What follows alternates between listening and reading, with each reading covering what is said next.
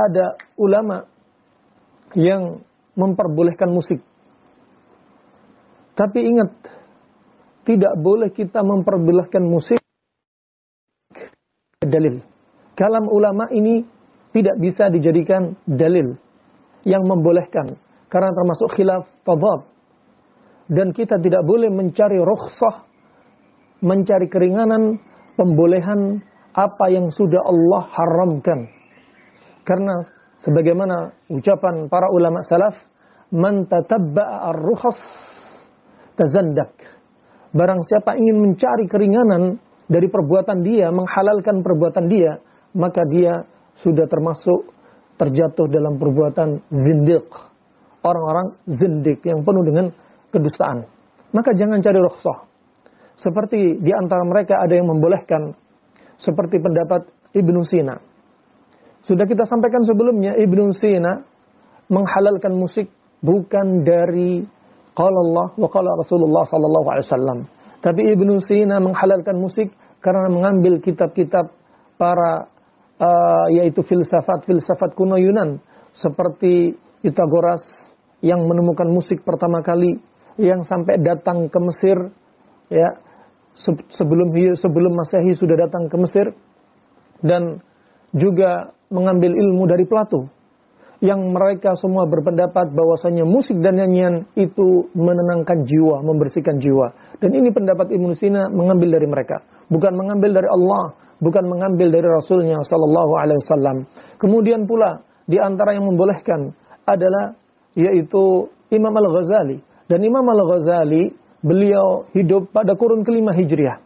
Adapun Ibnu Sina hidup antara kurun ketiga dan kurun keempat lebih dari tahun Hijriah. Dan Imam Al-Ghazali ini hidup yang saat itu sedang mulai masyhur-masyhurnya kuatnya musik Islami yang muncul pada waktu itu, pada kurun kelima Hijriah, tahun 500-an Hijriah, yang mulai mereka bawa, yaitu dibawa oleh orang-orang zindiq. Dan Imam Al-Ghazali ya ta'athar, yaitu terpengaruh karena perbuatan mereka. Kemudian juga di antara yang membolehkan musik adalah Ibnu Hazm. Ibnu Hazm ini beliau termasuk ulama kurun keempat Hijriah. Dia termasuk ulama bermadhab Zahiri. Beliau sebagaimana dikatakan oleh Ibnu Muflih, beliau termasuk faqih ad-dhaqi min al-adqiya. Beliau termasuk orang yang faqih, termasuk orang yang cerdas, bahkan dikatakan muntahaz zaka, orang yang paling cerdas. Tetapi kembalinya rahimani wa rahimakumullah bukan kepada kecerdasan, kembalinya kepada qala Allah wa qala Rasulullah sallallahu alaihi wasallam. Dan Ibnu Hazm ini termasuk imam, salah satu imam, dan beliau ini termasuk ulama yang disibukkan dengan membaca kitab, mulazahmanya dengan kitab, bukan dengan banyakan guru sebagaimana ulama-ulama yang sebelumnya. Dan Ibnu Hazm ini sekitar 16 tahun mulazamah dengan kitab, banyak membaca kitab. Dan ini ada tanbih bahwasanya menuntut ilmu tidak cukup dengan kitab, perlu guru. Sebagaimana dikatakan Imam Syafi'i bahwasanya menuntut ilmu perlu 6 modal. Di antaranya adalah guru, untuk kita bermulazamah dengannya. Rahimani wa rahimakumullah jami'an. Kalau kita lihat Ibnu Sina kurun 3, antara 3 dan 4 Hijriah. Kemudian Imam Al-Ghazali kurun kelima. Kemudian yaitu Ibnu Hazm madhab al-Zahiri pada sekitar kurun 4 Hijriah. Mereka yang memperbolehkan. Ibnu Hazm berijtihad, tapi ijtihadnya salah. Ya, tidak boleh mengambil ijtihad yang salah. Yang mana ulama-ulama sebelumnya telah mensahihkan hadis-hadis tentang musik.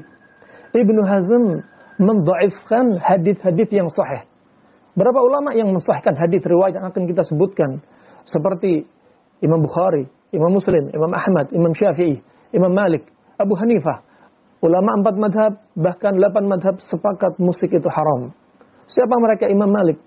Imam Malik yang lahir pada tahun yaitu 90-an Hijriah.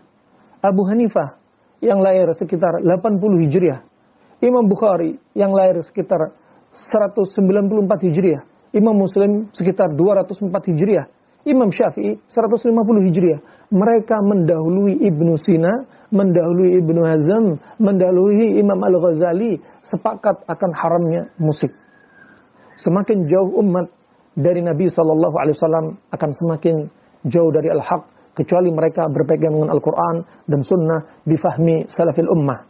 Rahimani wa rahimakumullah jami'an.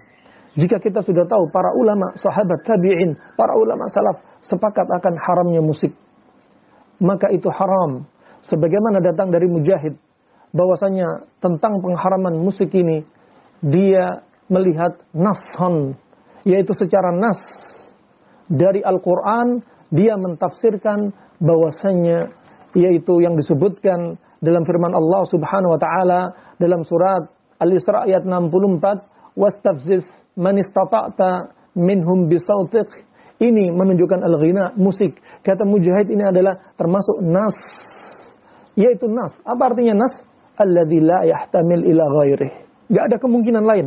Jelas itu musik. Adapun menurut Ibn Abbas, dia bukan mengatakan nas, melihat dia hal ini bukan nas, tapi bil umum, keumuman, bahwasanya musik masuk dalam hal ini. Subhanallah, jikalau kita tahu musik itu haram, maka jangan halalkan.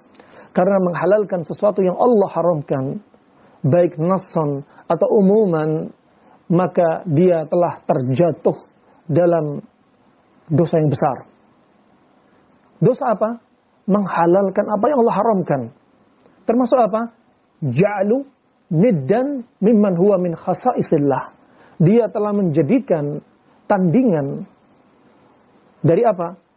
Perkara-perkara yang khusus itu haknya Allah Subhanahu wa taala. Halal haram haknya Allah Subhanahu wa taala. Kalau ada seseorang menghalalkan apa yang Allah haramkan, berarti dia telah menyekutui kekhususan Allah Subhanahu wa taala.